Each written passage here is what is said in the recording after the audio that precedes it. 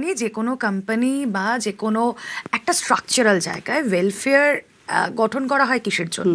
সেখানকার যারা কর্মীরা রয়েছে তাদের ভালোর জন্য, একদমই তাদের তাই। অসুস্থতা, হ্যাঁ, তাদের হ্যাঁ, কোনো বিপদ হ্যাঁ, আপদ, সেখানেই হ্যাঁ, ওয়েলফেয়ারের যে টাকা হ্যাঁ। ফান্ড থেকে টাকা যাবে, সেটা দেওয়া হতো? সেটা দেখুন, কতটা দেয়া হতো না ভেতরের। এবারে কথা যদি আমি বলতে যাই, সেটা আমাদের আমরা মাঝে শুনতে চাই দিদি। মাঝে মাঝে তো মিটিংটা হতো বছরের মধ্যে, সেকেন্ড সানডে দেখে হয়তো একটা দুটো মিটিং হতো। সেখানে সবাইকে সম্বর্ধনা ফুল দিয়ে জানানো হতো, কাউকে ট্রলি ব্যাগ দেওয়া হতো। এবার যারা কাজ করতে এই মুহূর্তে পারছে না, বয়স্ক মানুষদেরকে, তাদের প্রতি মাথা পিছু ধরুন 10 জনকে 5,000 টাকা করে দেয়া হতো, এটুকুই জানি।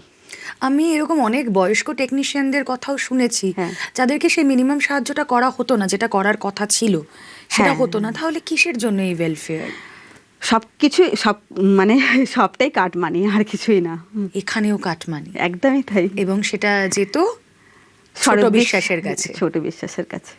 এই যে অভিযোগগুলো দেখুন, টলিউড ইন্ডাস্ট্রি এত বড় একটা ইন্ডাস্ট্রি, সেখানে প্রত্যেকটা সেক্টর, পরিচালক বলুক, অভিনেতারা বলুন, মেকআপ আর্টিস্টরা বলুন, যারা ইনফ্যাক্ট ডিস্ট্রিবিউটার যারা বাইরের, তাদেরও স্বরূপ বিশ্বাসকে নিয়ে নানা অভিযোগ।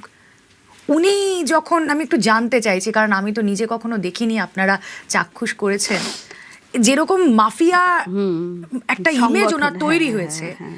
উনি যখন টলিউডে যেতেন, এই টলিপাড়ায় যেতেন, যখন স্টুডিওগুলোয় যেতেন, কেমন হতো ব্যাপারটা?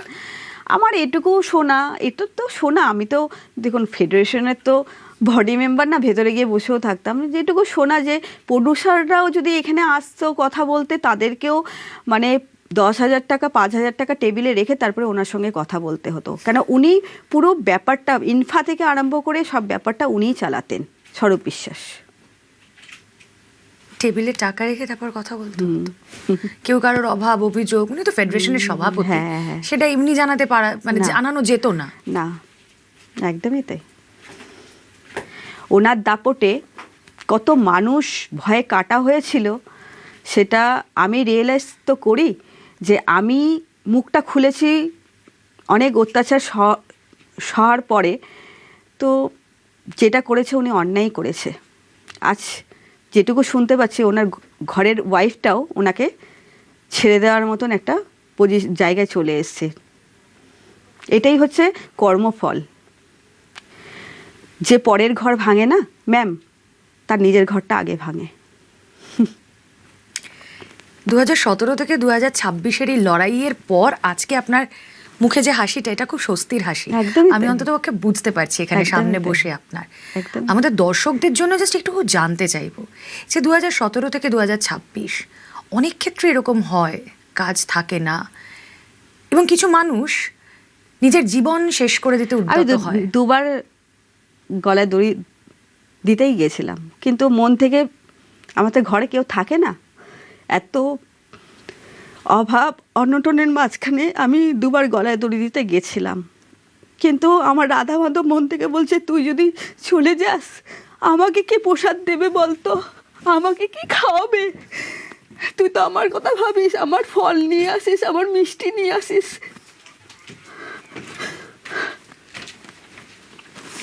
আর যদি সেদিনকে জীবনটা আপনার শেষ হয়ে যেত, তাহলে কি আজকের এই দিনটা আসতো?